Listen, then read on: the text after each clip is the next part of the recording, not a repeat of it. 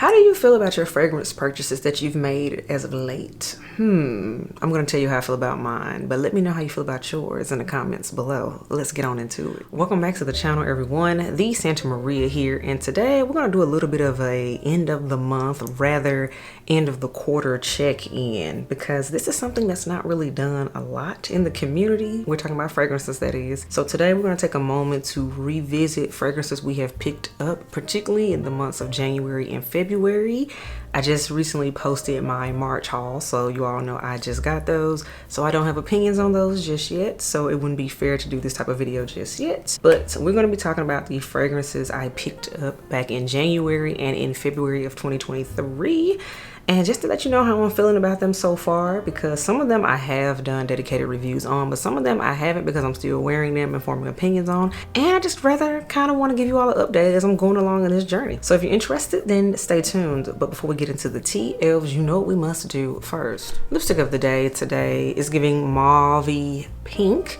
This is from Juvia's Place, and this is a mauve moment. Very much a creamy pinky purple type of color. I have it linked below. You can definitely check that out. I do have a gloss on top of it. This is from Fenty Beauty, and this is the cream gloss, the Fenty Gloss Bomb, and this is the shade Mauve Wives. This shade is so pretty, and I can't stop wearing it. I'm enjoying this lately.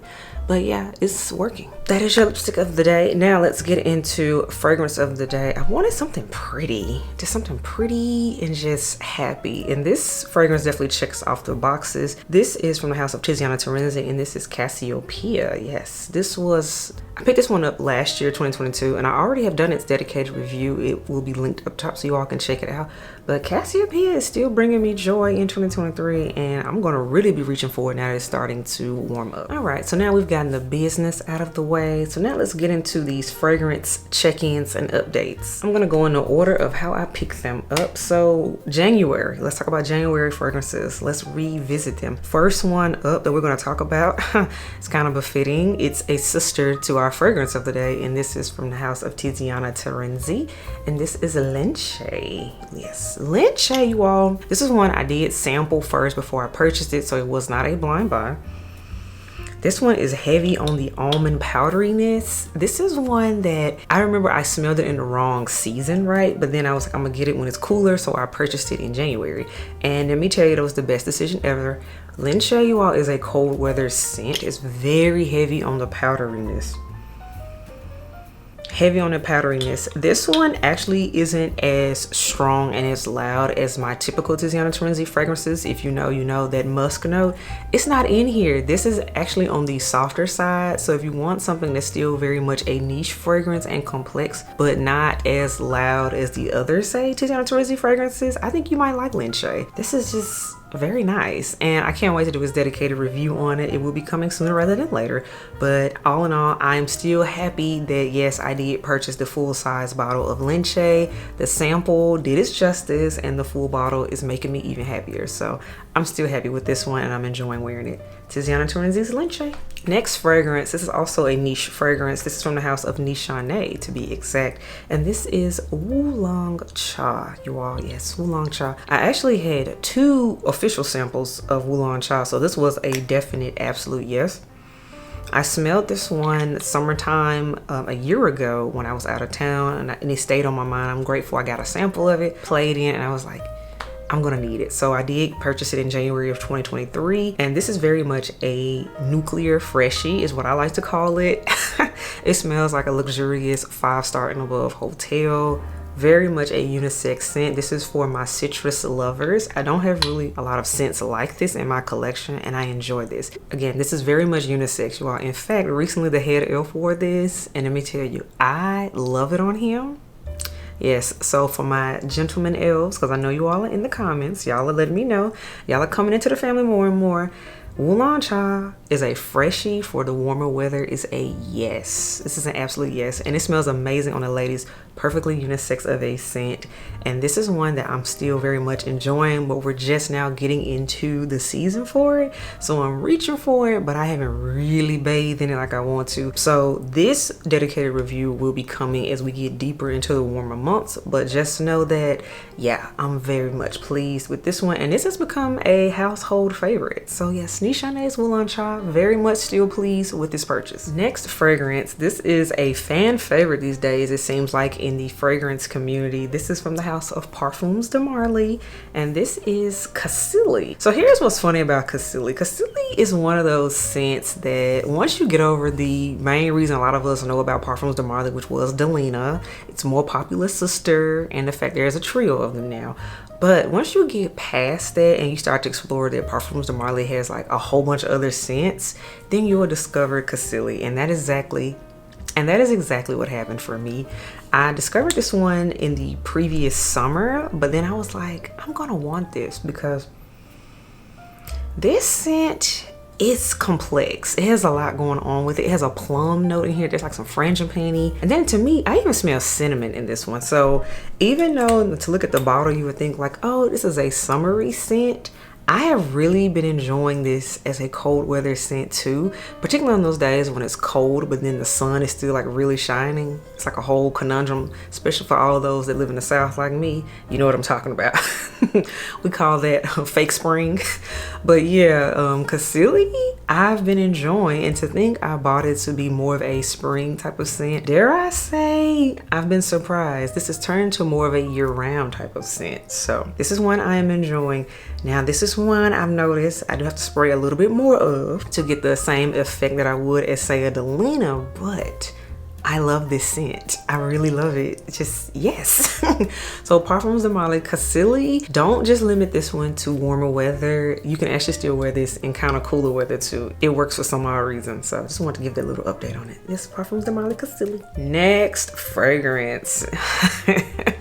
Ooh, this one has been kind of polarizing. Yeah, some people absolutely love this one. Some people hate this one. And then this is a matter of some people are just tired of this whole lineup as a whole, but we're going to be objective here and talk about it again and give another update on it. This is a fragrance that was a new release, and this was from the house of YSL. This is the Black Opium Le Parfum. You all know I do have the full dedicated review already up on this channel, right? This is for the vanilla bomb lovers, and I still stand on it because there's like 4 types of vanilla in here.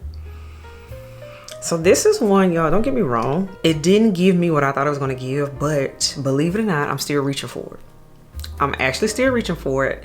Do I want to scrap my original review for it? No, I don't. But I'm enjoying, just in true vanilla nature, whenever you let vanilla fragrances sit, they get deeper, they get darker, and they tend to get stronger. That's normally what happens, but I've been enjoying this one since it's still been kind of cool, and it's been nice to wear more intimately, particularly on those nights when we just pop popcorn and watch Netflix and things but you still want to smell yummy. I've been enjoying it for that reason, so I'm still going to keep this one. I don't feel the need to declutter it because I know some of y'all are probably wondering based off my review, is she gonna declutter it? No, I don't feel like I want to declutter it. I'm still enjoying this. I'm going to keep wearing it, but it's still softer than I would have expected. I still wish it was stronger, so that's where we stand on the YSL Libre Le Parfum. Oh, this next scent, this is another one that had a high expectations. The anticipation on this one was very high, and I've been seeing polarizing reviews on this one too. But this is also a new release for 2023. This is from the house of Valentino, and this is the Donna Born in Roma, the Intense. You all know I ordered this immediately as soon as it was available, wore it, lived my best life in it, and I already have the dedicated review that I will link up top for you all. But I've been enjoying this one, and let me tell you, the secret to this one is you gotta wear it when it is nighttime or it has to be cold. This is not a hot weather scent. The benzoin in this is definitely heavier. The jasmine here is heavier. Personally, I like this for when I don't want to smell like a sugar bomb. And you all, the original one is a sugar bomb. I get that some people still are team the original. People are still biased to that one. But personally, I just think they serve 2 different purposes. So to me, I feel like this one is a product of being overly compared to its original little sister. That's just what I think. This is really the older sister. This is the one, she's not as loud, she's not as flashy, she just does her own thing. And for me, I'm in the mood for that sometimes. So I like the Donna Born and Roma Intense, and I'm still wearing it, and I'm glad I got the big bottle. So Donna Born and Roma Valentino Intense is still a yes to me, and I don't care. I'm glad it ain't a sugar bomb. Next fragrance, this is another one. Now this is one that it is extremely loved, but at the same time, it's one of those fragrances that you got to convince yourself to want to like and feel like you need to actually spend the money for. And I totally get it, because I went through mental gymnastics for this one for a few months before I finally caved and got it. And the fragrance I'm talking about, you all, it was from the House of Bond number 9, and this is Scent of Peace for Her. Now, this is absolutely one of their top best sellers, and I get it, but the reason this is so like, do I need to spend this money on this one? I don't know. And then you finally do it and you love it. Y'all, I had a sample of this fragrance. I was like, oh, it's a freshie, whatever. Y'all, the black currant and the musk in here. Let me tell you something. Effortless, chic, crowd pleaser. And I'm so glad I caved in and went ahead and got the big bottle at that. Centerpiece for Her is gorgeous. Absolutely gorgeous. Now, I've only worn it around the house during the cooler months because it's like, it's not really gonna get the same big effect that I really want in the cooler weather. But in the heat, when I had my sample, y'all, the heat, this radiates off of my skin. So this is another one that I'm more so like highly anticipate as we go into the springtime and especially summer. I think I'm gonna bathe in this in the summertime. So I'm very happy that I did go ahead and get it, even though I was like, oh, whatever, it's just a light little freshie or whatever.